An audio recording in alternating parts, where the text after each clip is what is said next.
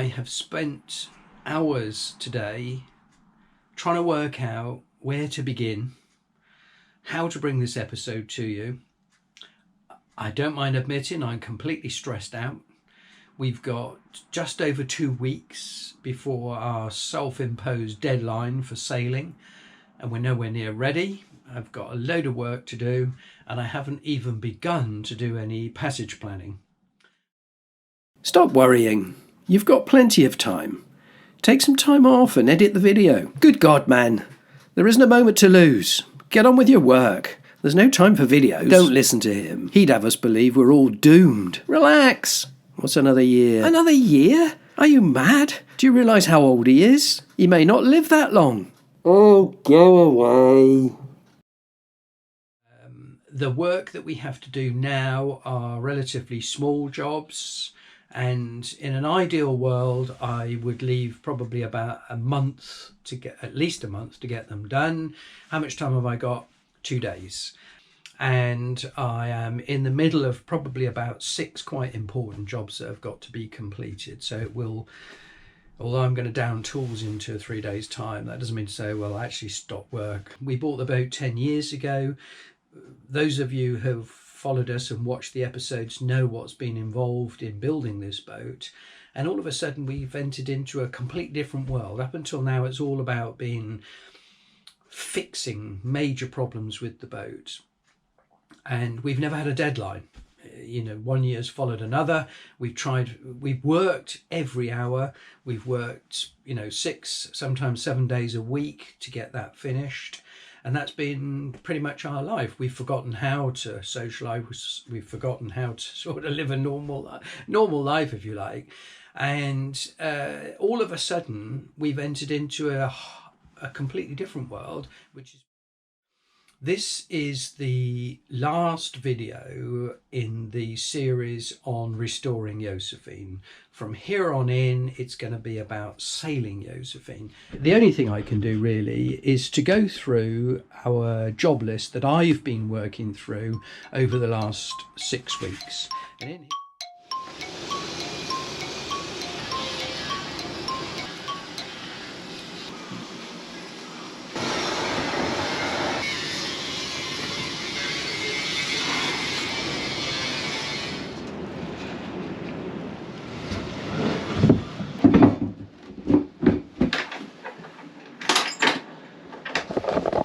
One more job done, another one we can tick off.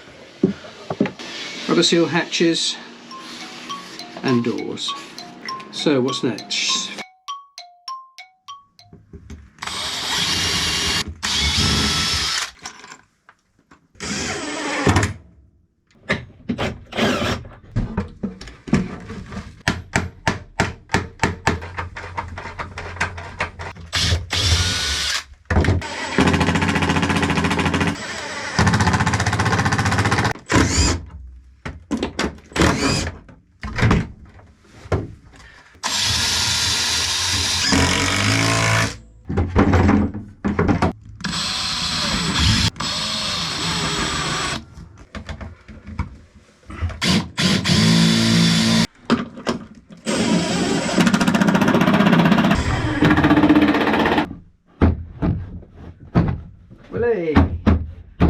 Perfect. Et voila. Toolbox is secure. Look at that, it's solid as a rock. Lovely. Another job done. Another one to tick off. Happy days. Okay, here we are over in the barge, and this is the box which is going to sit over the top of the steering box on the stern deck of Josefine. The lower half covers the ram box, the steering box.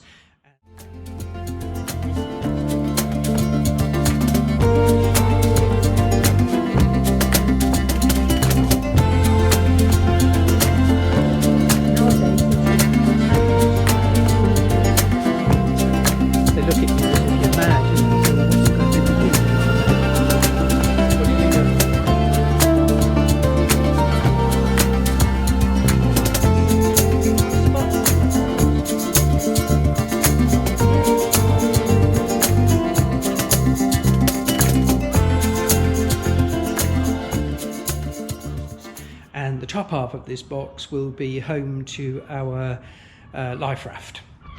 Now we've, because of our budget, remember we were on a very tight budget, so we've used inexpensive plywood. You know, you can spend, for this amount of wood here, we could have spent £300 or £400, instead of which we spent 50 quid, I think. What I've then done is I've epoxied all the edges, and it's had liberal coats of Jotun vinegar, which is an undercoat, and I'm just about to put a top coat on it. Now, one of the reasons that we don't mind using the sort of cheaper plywood is because what we're going to do is clad the box when it's finished with this teak. This is the teak backing to a seat that used to exist, and I'll pop a picture of this up in the video so you can see what I'm talking about. On the stern deck there was a sort of like a lounger, a silly lounger, which was no good to man the beast, and we kept this lovely teak rail, the backing. And what we're going to use, if I just sort of grab a few pieces of it, I'll sort of demonstrate to you on this piece here. What we're going to do is clad this like that. Obviously they have to be cut to shape and everything. So the box itself on the outside will be clad with this, and I'll put some oil-based mastic on the back of that, and then that'll all be screwed in place. So the plywood shouldn't have to deal with too much severe weather in a way. And anyway, I've properly protected it. So that's where I'm at. That's where I'm at the moment. I'm just about to put a top coat of black paint on this. Black simply because that all that paint there is paint that we've used over the years, obviously, and we don't really want to carry a lot of it around. So what we're doing is using it up as much as possible, and the bits that we don't use, we're going to re-tin. We'll buy some. You can buy new paint tins, empty tins. I mean, 1 litre tins. And we'll siphon off what's left into those so it doesn't take up too much room, and other stuff we'll just get rid of because we won't be using it again in the future. It's just a question of storage. Okay, so that's what I'm at the moment. I'm just about to paint this now. I'm going to paint a coat of black on this, and then we'll go back to the boat, and I'll take you through the jobs that we're doing on the boat. They're done really well, and so I'll see you in a bit.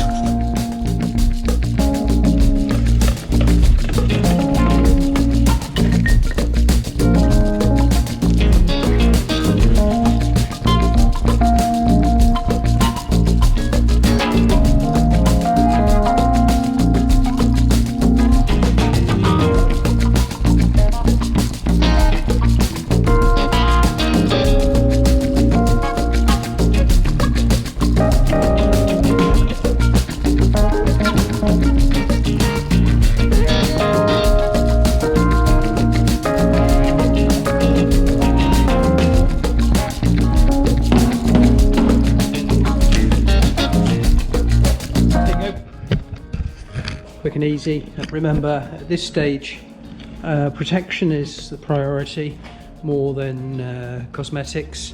And so the more paint I get on it, the better. It doesn't matter too much what it looks like. Actually, it looks fine. I mean, it will be fine.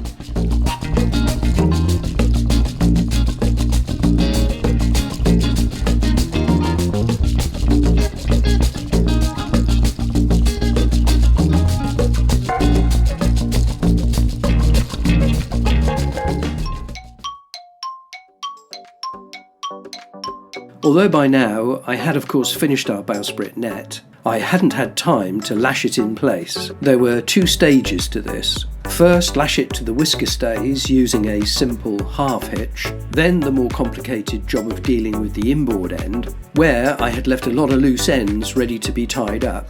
The secret here was the 2 eye bolts I put either side of the bowsprit, and using lashings rather than splices.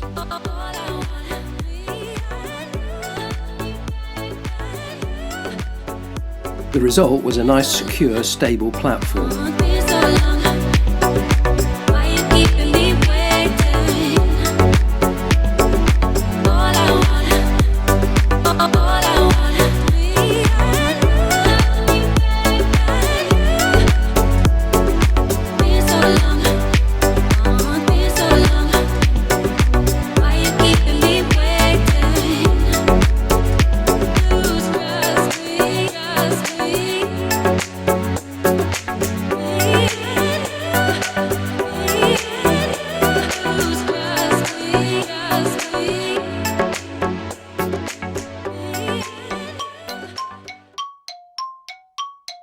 The other job over here that I'm doing is the fiddles for the bookshelf, or the bookshelves in Josefine.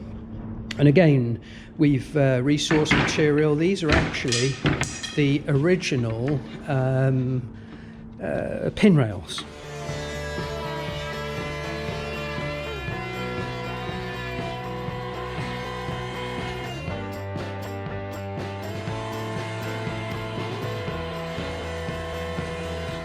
Now, you'll remember that having replaced all of the stanchions on the boat, when we came to put stuff back like this, the pin rails, some of them didn't fit, or these didn't fit anyway, because the new stanchions went in very, very, very slightly different positions. So rather than recut these to fit them, which was going to be problematic because of all the mounting holes in them, and you can see where they were, look here.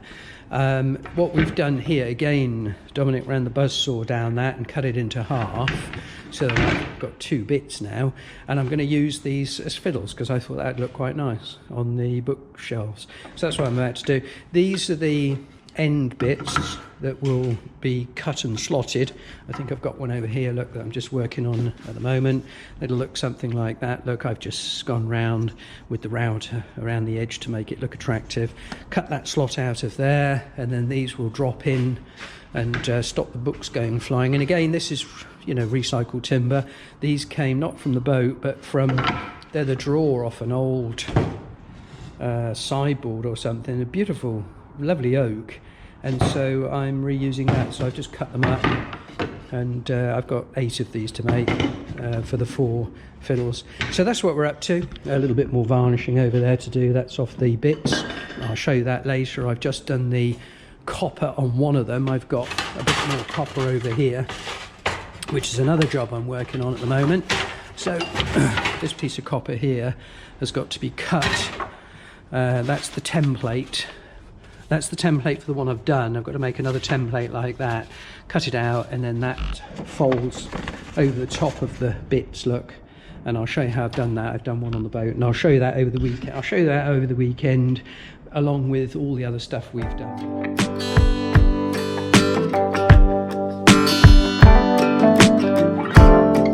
I love the idea that these are part of the original Josefine, her original pin rail, or 2 of her pin rails cut in half, and I like it. I like the holes and everything, you know. I think it's yeah, I think it works quite well and look quite nice when it's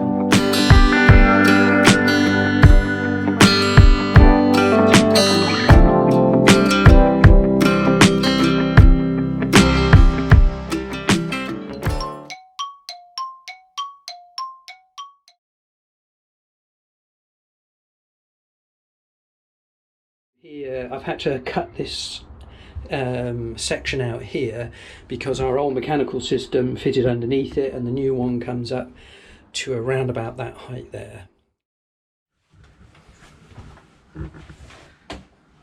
Made up. I'll probably build a box around this. It probably won't look like that eventually. I'll probably build a box much like it's being built around this, I expect. I don't know. I'm not quite sure what. I've only just put this in. So we'll see later on what I'm going to do with it. I don't know. As I say, we'll put a panel to hide all the gubbins and wires inside here. This, we can lose this casing, of course. So it'll just be the compass, which comes down to around about there. So I suppose it would end up sticking up here. Yeah, it could be done. I think it will be fine. It would actually be a lot easier to read as well, I should imagine. So yeah.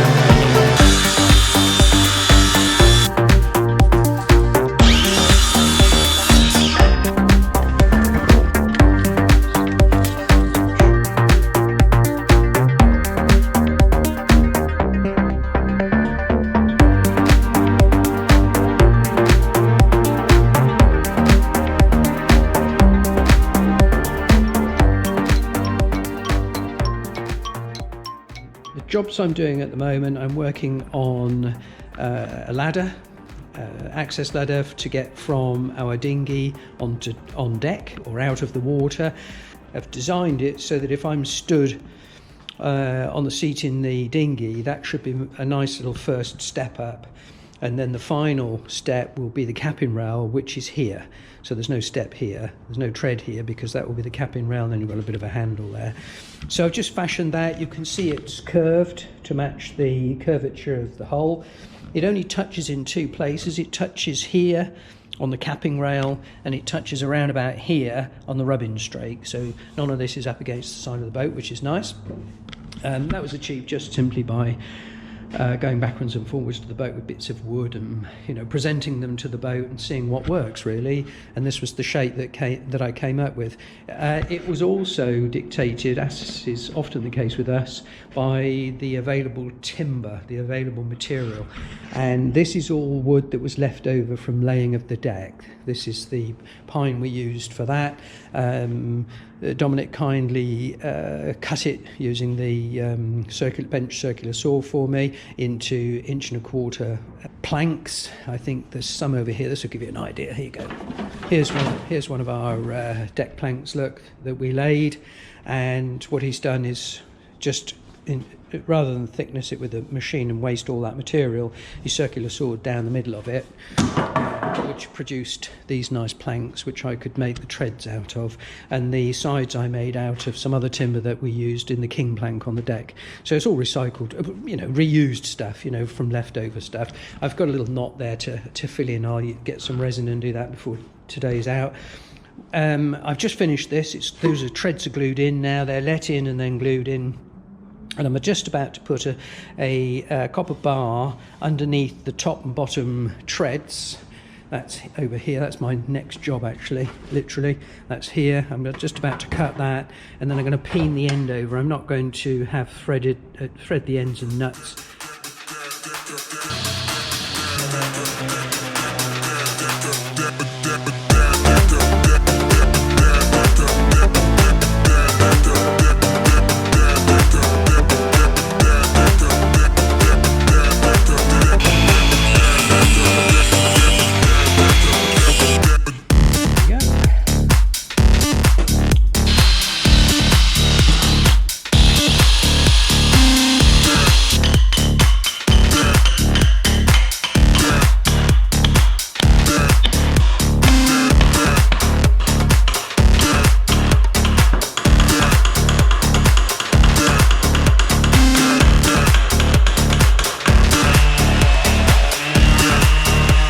Yeah, I like them. I like the method, actually. I quite like peening. I mean, I'm not very good at it. I haven't done it very often, but I like the principle of it. I like the look of it. I like the effect.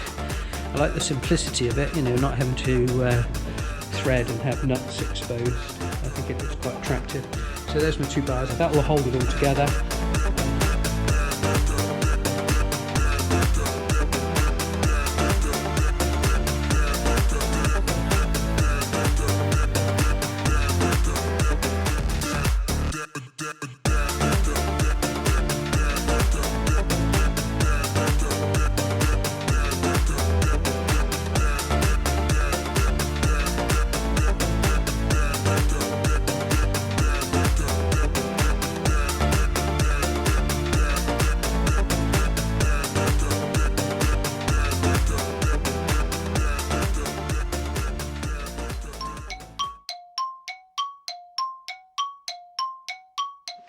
Here we go, life jackets. A couple of general points. Some of the features that I like on these life jackets that we've got here.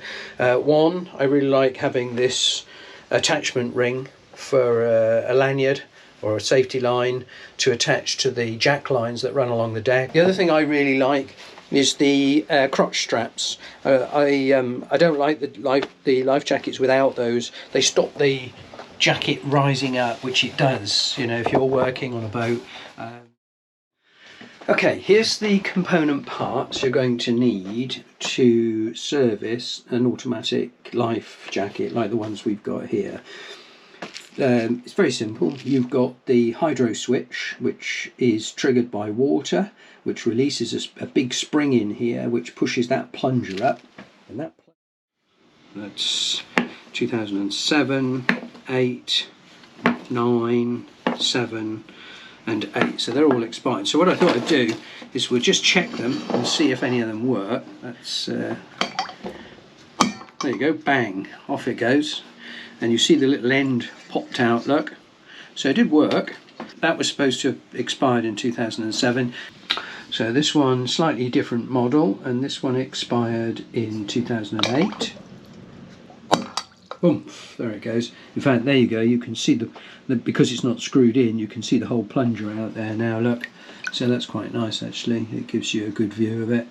2008 as well. 2008. So it's quite nice to know that they're all going off, even though they're well out of date. This is 2007. Let's have a look, what's this? Expired by 2015. Expires 2008. And there you go. Well, quite interestingly that they all went off, which is encouraging, isn't it? So, and that plunger pushes on that mechanism there. You can see going in and out, that sprung mechanism, which is on the other end. There's a pin that's inside the hole there, which the canister fits into, and the pin pierces the end of the canister and the air fills the life jacket. The little tiny green bit of plastic here fits over this switch, if I can just sort of show you that. This is the manual toggle, which does the same thing. You can see that white mechanism going in and out. So every time you pull on this, you basically push the pin up, which pierces the gas bottle. There's a little clip that goes across here, which has a sort of a weak link built into it, so that when you pull the toggle hard, it will just break this piece of plastic and allow that switching mechanism to work. If you've got models that are pre-2009, they have a slightly longer clip. Now you might think to yourself, no big deal, you know, just go and order them. Well, I can tell you, and you'll be astounded by this, this little bag here with 11 of those little bits of silly plastic cost me £32. Yep, £32. That is mad. That's, you know, if you're going to replace the canister and the firing mechanism, use the old ones to test your equipment. You might as well, rather than just throw them away.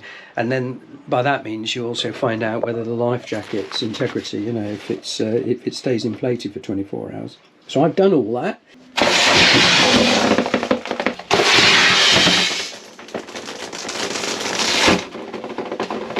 It discharged nicely, look, it inflated nicely. So the object now is to take it off and leave it inflated for, 24 hours. As I say, it's really useful to do this, to familiarise yourself with it so you know where to find everything, because you're probably in a bit of a panic if you find yourself in the water and your life jacket has gone off. So it's well worth, doing the servicing of your life jackets, just so that you can become familiar with them. And just leave it now to make sure that it doesn't deflate.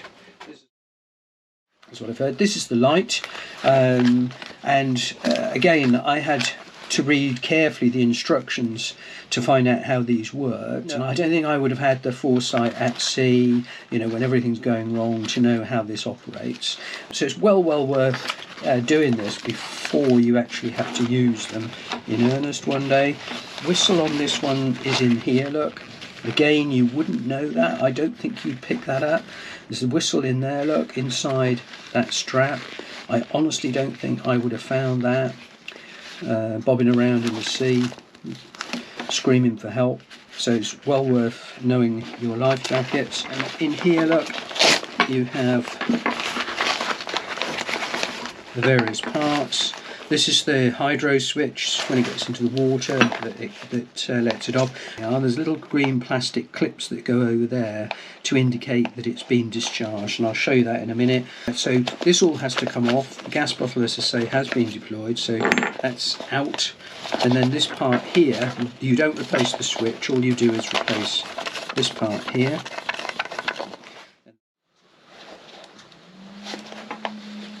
There you go, that's...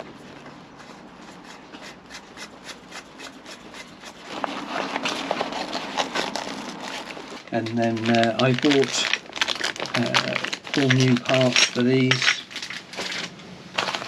So that will go in there, look. There we go. And that folds into there.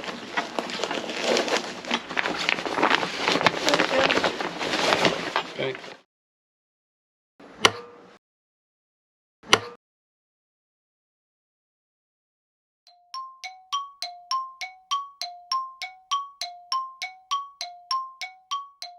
This was an intriguing, frustrating, and ultimately very time-consuming problem that we had to solve. Those of you who saw part 29, when Randy and I went to Ipswich to buy lead ballast, will know that the iPad Pro we bought specifically to run Navionics failed to function properly. When we bought the iPad Pro, we were told it had a built-in GPS, so we were flummoxed, especially as our iPad mini works seamlessly with Navionics. As you can see here, in a walking test along the canal that I performed. The Apple Store in Bristol bent over backwards to try and resolve the problem, but after 4 visits to their store in Bristol, we were still none the wiser. You can see from this comparison how on the iPad Pro, Position Fix is wildly unstable and Navionics simply can't function. This particular example shows iPad Pro without Wi-Fi function, but actually it didn't make any difference whether it had Wi-Fi or not. We tested both. We have discovered that in the tablet industry, GPS is loosely and in our opinion incorrectly used to describe position finding functions that only use Wi-Fi, not satellites, for reference. We have also discovered that Wi-Fi is wholly inadequate for accurate position fixing in modern mapping apps. If you're going to buy an iPad for navigation, make sure it has the cellular feature, whether you intend to use it or not. Cellular can't operate without a proper satellite fix, so has to have a proper GPS receiver. If, on the other hand, you already have an iPad and it doesn't have cellular, then fret not. We have discovered that Garmin now make a standalone Bluetooth satellite receiver that will turn any tablet without proper GPS into a fully functioning GPS device. Problem solved. I walked up and down the canal for 18 miles with 4 different devices to discover this. You're welcome. One more job ticked off the list.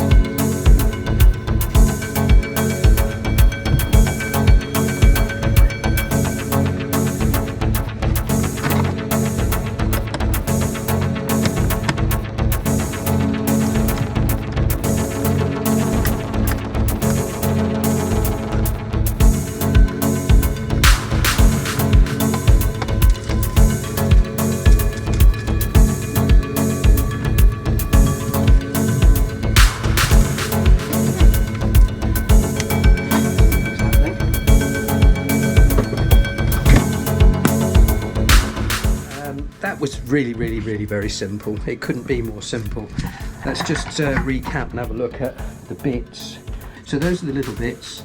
It costs about 33 euros to have it all sent over, but the actual unit cost of these was pretty good. I think about 120 quid.